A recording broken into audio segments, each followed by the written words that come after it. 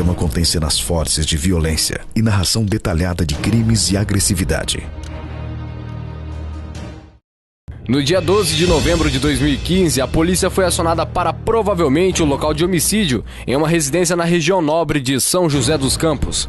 Na chegada, os policiais se depararam com muito sangue pela casa, porém não encontraram nenhuma vítima no local.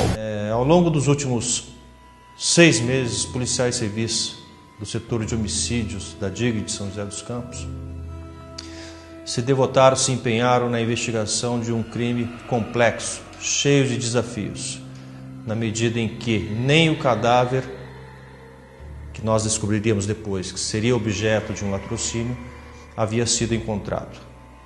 Nesse local em que ele vivia, na casa em que ele vivia, nós encontramos apenas manchas de sangue, desordem dentro da casa, itens ausentes, ou seja, havia um conjunto de indicações apontar para um caminho de que ali havia acontecido um crime grave.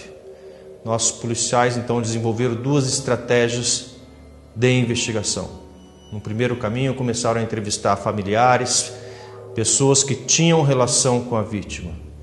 Ao mesmo tempo, foram atrás de provas técnicas, provas materiais de que essa vítima havia sofrido algum ataque pessoal.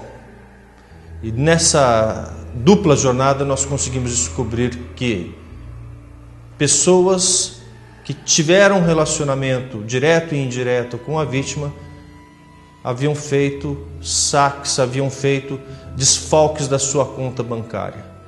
A vítima, Léo Jardim Takacs, era formado em análise de sistemas e recentemente havia recebido uma herança, e esse seria o real motivo pelo qual foi assassinado. Quando eu cheguei no local, o que chamou mais atenção foi muito sangue no piso da sala, muito sangue na escada, respingo de sangue na parede, e não tinha corpo. Procuramos na casa toda, com piso fria, e na parte superior, que é uma casa assobradada, foi encontrado também pegadas e o corpo não se encontrava no local. A irmã da vítima conta mais detalhes sobre Léo. O Léo, ele era uma pessoa bem tranquila, ele não tinha inimizade, ele era até assim, meio neurótico assim, em relação às amizades dele. Ele não era muito de levar a gente para casa dele, e atualmente ele era formado em análise de sistemas, só que ele não estava trabalhando, ele prestava serviço para algumas pessoas, tem uma imobiliária do bairro lá que ele tinha um amigo dele conhecido, mas trabalhar assim fixo, ele não estava trabalhando em nenhum local, não. Ele recebeu um dinheiro de herança recentemente e estava esbanjando esse dinheiro. Ele estava frequentando prostíbulos e nesses locais ele gastava uma pequena fortuna. Fomos nesses locais, eles confirmaram essas versões e ninguém soube dizer qual seria o paradeiro do Léo Jardim. A família tinha feito uma ocorrência de desaparecimento do Léo Jardim Takacs, e quando eles fizeram esse desaparecimento, em determinado momento a família resolveu entrar dentro da casa.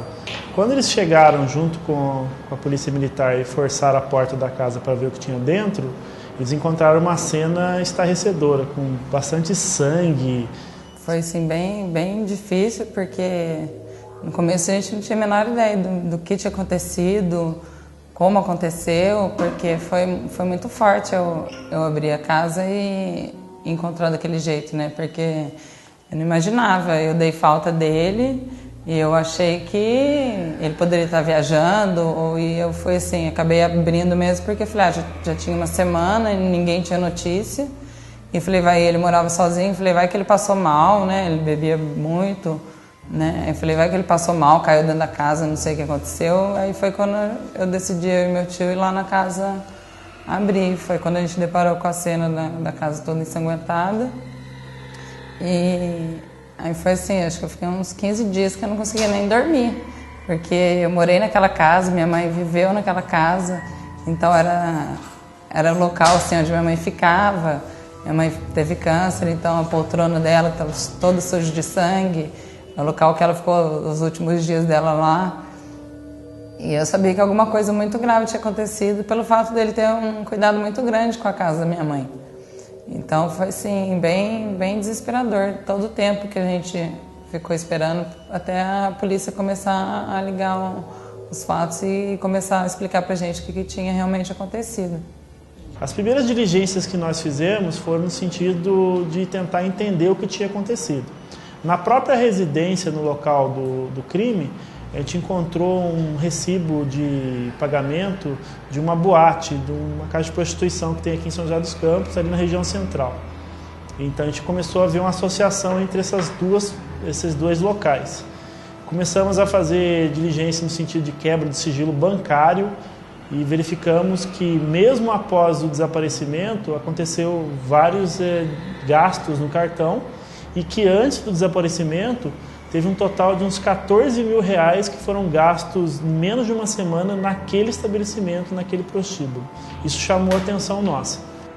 Partimos para a quebra do sigilo bancário e telefônico do Léo Jardins, dessa vítima, que nos traçou um roteiro aí de locais onde o cartão dele foi usado posterior a esse local, possível local de homicídio. Fomos nesses locais e, com o auxílio de câmeras de filmagem e o testemunho das pessoas que atenderam a pessoa que utilizou o cartão, essas pessoas nos relataram que era um casal que estava fazendo compra, uma mulher e um homem que não tinha as características do Léo. Ou seja, nós conseguimos, no caminhar investigativo, juntar algumas peças que permitiu a formulação de uma hipótese, ou seja, de que ele havia sido assassinado e de que alguém estava sendo beneficiado em razão desse assassinato. Um desses estabelecimentos comerciais, eles anotaram o CPF do comprador, que nos fez identificar essa mulher que estava utilizando os cartões. Essa mulher é uma prostituta que se prostituía nesse local onde o Léo Jardim frequentava e gastava muito dinheiro. Nesse local a gente colheu informações de que essa vítima estava andando em companhia dessa prostituta e de um homem de prenome Jean. Essa informação foi um divisor de águas na investigação, porque esse Jean, ele já coleciona passagens criminais, e não é qualquer passagem criminal, é uma passagem especial. Ele, em 2011, na cidade de Taubaté, ele foi processado por ter cometido justamente um homicídio. E nesse homicídio, ele matou um colega de trabalho dele, eles trabalhavam numa montadora, ele matou e enterrou o corpo dentro da residência dele. Esse caso aí teve uma repercussão nacional. Ele confessou na época o crime, ele foi julgado, ele foi condenado em júri popular, ficou um tempo preso, mas por questões processuais ele foi libertado. Isso é mais revoltante, né? Você saber que a pessoa já matou uma pessoa, confessou, e por um erro de alguma coisa, um juiz vai lá e soltou o cara para ele cometer um outro homicídio, né? Destruiu mais uma família, né?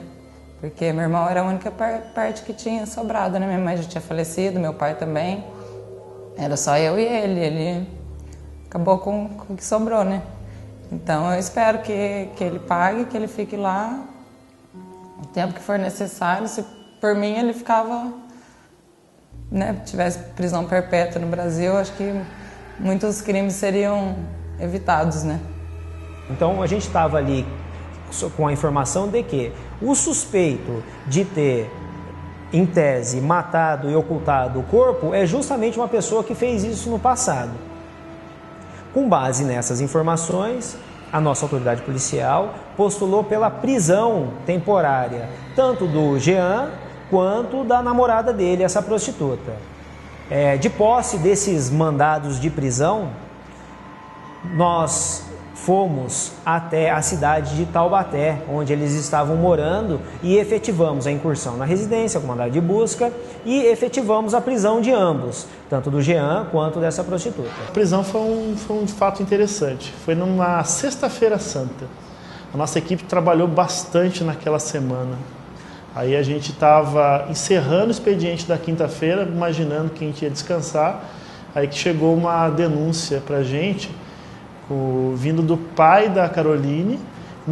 Nessa denúncia, ela estava relatando para o pai que ela estaria sendo mantida em cativeiro numa casa lá em Taubaté por esse Jean Carlos.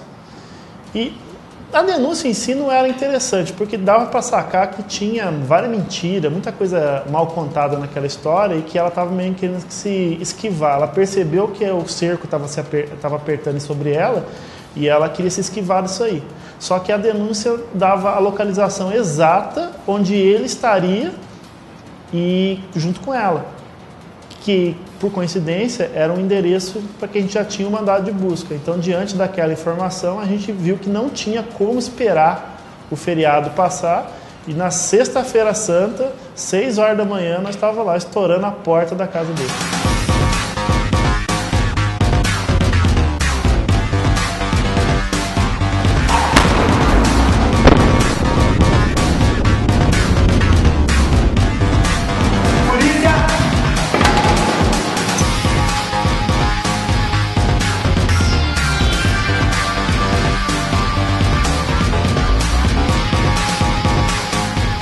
Foram conduzidos para a delegacia, para a DIG, em São José dos Campos.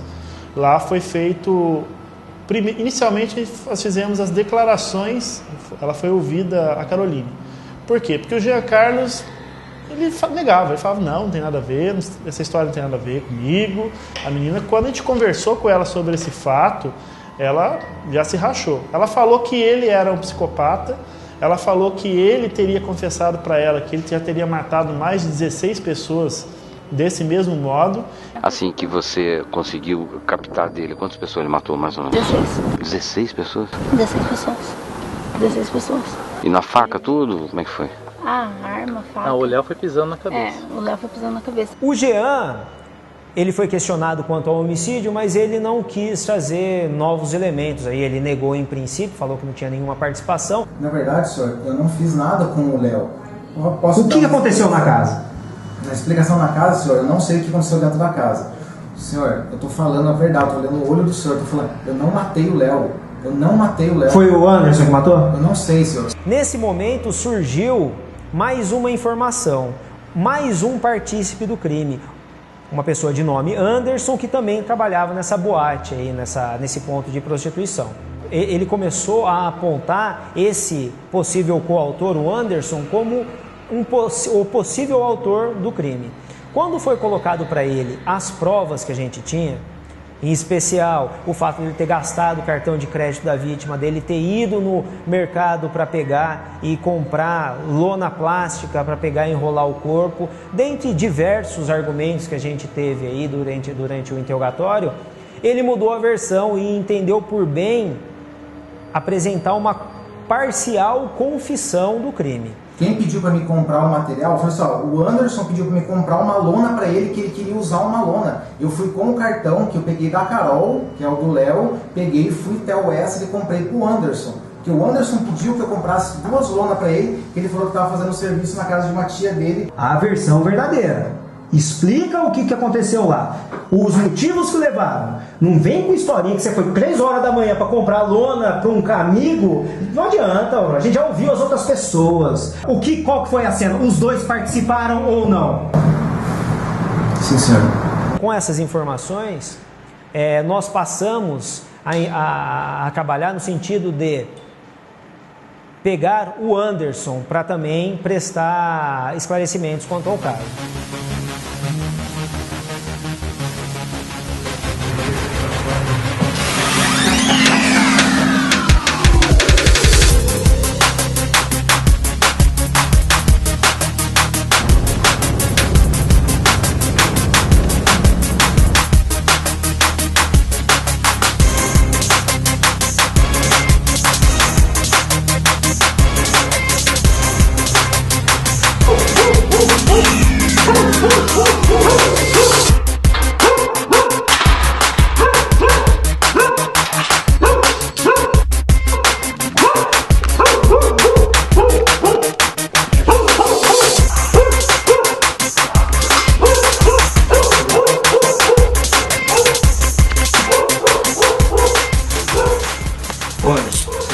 mandado de prisão por homicídio, tá? Você tem direito à permanência cautelar, você tem direito à constituição do advogado. Você sabe o motivo, né? Beleza?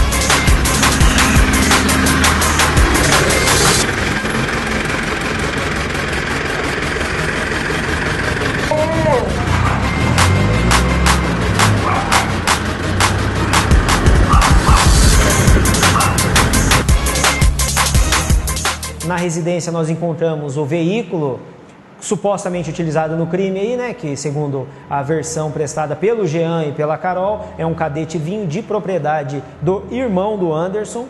O Anderson foi levado para a delegacia, onde em princípio ele negou a autoria, ele falou que possivelmente seria o Jean o autor do crime. Quando ele foi cientificado que o Jean estava apontando ele resolveu contar uma versão aí que eu acho que é a mais próxima do que seja a real. Aí chegou e falou assim, você quer 25 mil? Eu falei, quero. Então, você só me ajuda. Eu falei, tá bom. Depois a gente ficou esperando o Léo dormir. E aí? Ficou esperando o Léo dormir pra não precisar agredir nem nada, né? Aí nessa o Léo não dormiu. Nessa que ele não dormiu, eu dei o sossega-leão nele. Tá, e aí?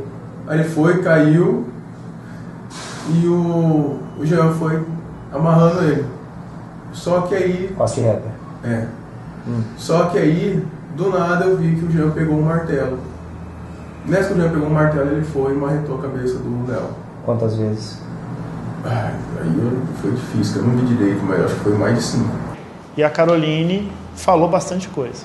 Uma das coisas que a Caroline falou que foi de mais relevante para a nossa investigação foi que ela deu a descrição exata de como que foi feita a ocultação do cadáver.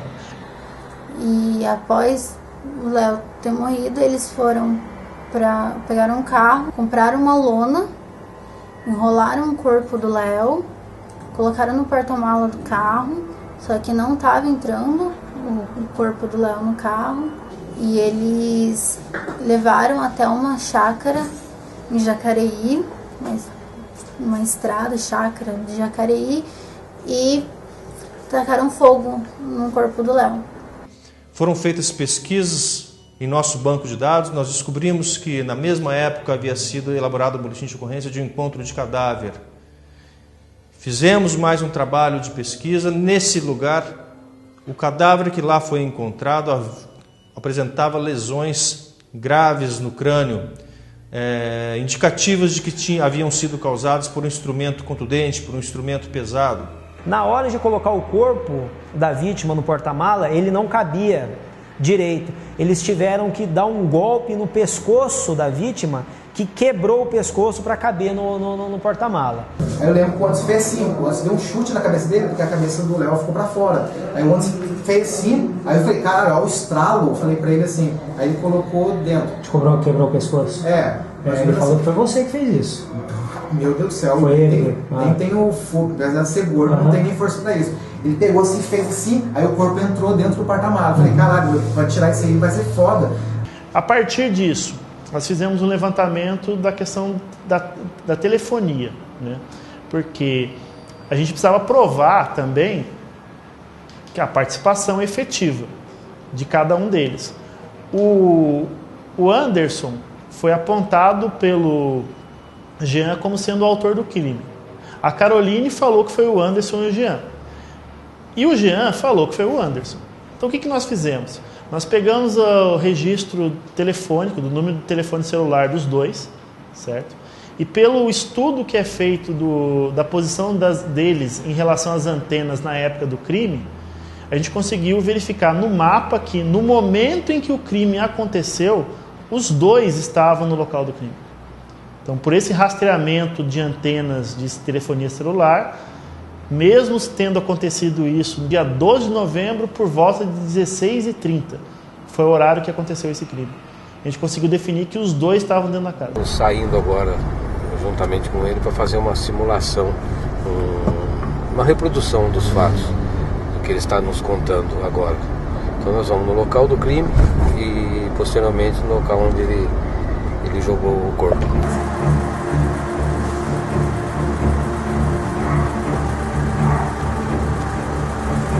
Essa casa é mesmo, Jean? Essa casa aí? Olhamos dali, o Anderson estava pisando no pescoço dele. O Anderson estava pisando no pescoço dele assim? Isso. O carro estava na boca, igualzinho faz isso aqui. Igualzinho aqui. Aí abriu o porta-malas e colocou, aí a cabeça dele ficou para cá. Aí o Anderson, como ele é maiorzão, ele deu um chute aqui para dentro.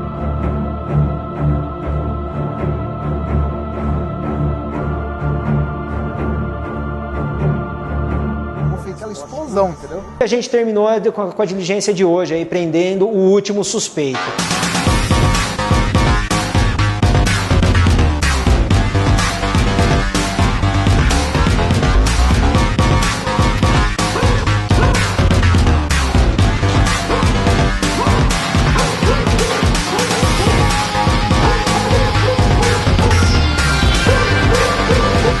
Anderson, você está com mandado de prisão por homicídio, tá? Você tem direito a permanência calada, você tem direito à constituição do advogado. Você sabe o motivo, né? Beleza?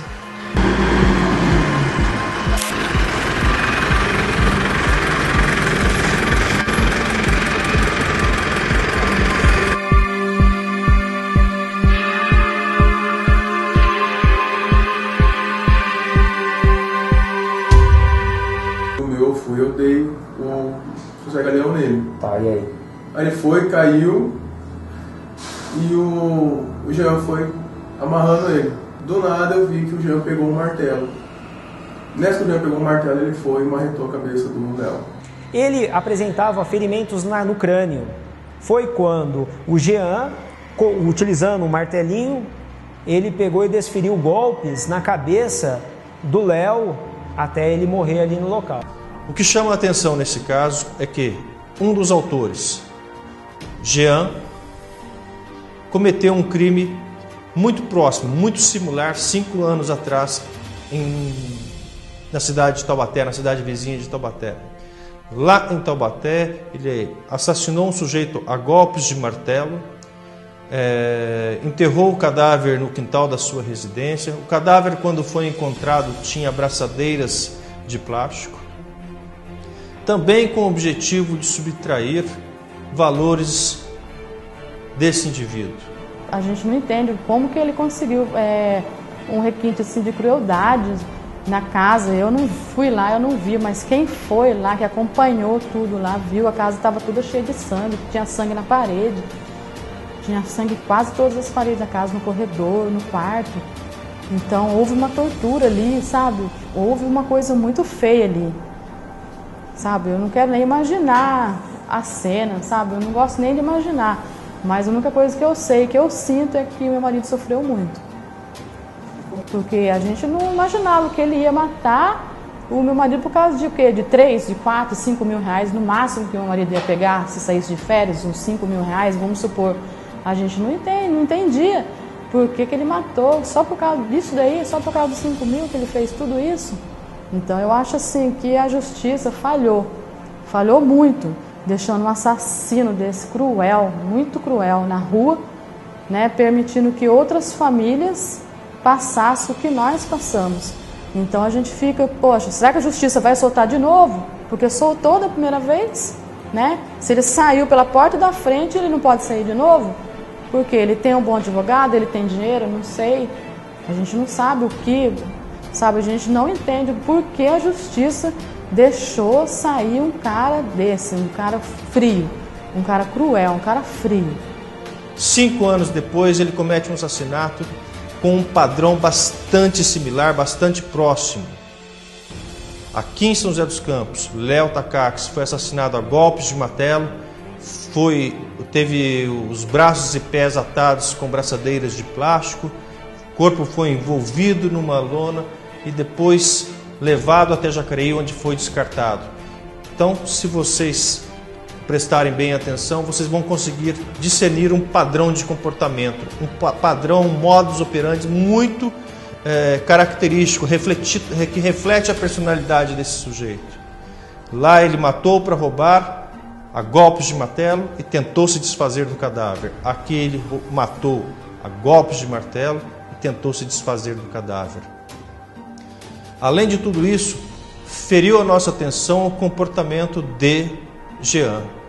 Durante todo o tempo em que foi interrogado, durante todo o tempo em que foi submetido a questões relativas ao assassinato de Léo Takacs, ele se mostrou insensível, não demonstrava arrependimento. Uma das pessoas que está sendo acusada junto com ele diz que ele tem outros crimes similares, cometeu outros crimes similares, outros crimes assemelhados. Nós vamos investigar a fundo isso, mas já podemos, pelo menos como conclusão parcial, capitular, de que nós estamos sim diante de um serial killer. Da nossa parte aqui, o que podemos dizer é que a ele está sendo atribuído o crime de latrocínio, cuja pena varia de 15 a 30 anos, mais o crime de ocultação e destruição de cadáver. Somados, eu acredito que ele estará sujeito a uma pena mínima de 20 anos de reclusão, salvo se o juiz entender de outra forma e isso não for agravado. A prova que nós temos em relação a Anderson, Caroline e Jean, embora sejam provas indiretas, elas são concludentes, elas se somam, elas se reforçam uma à outra e isso dará um suporte sólido, consistente para que o promotor de justiça possa oferecer denúncia e ao final o juiz impor a pena correspondente aos crimes por eles praticados.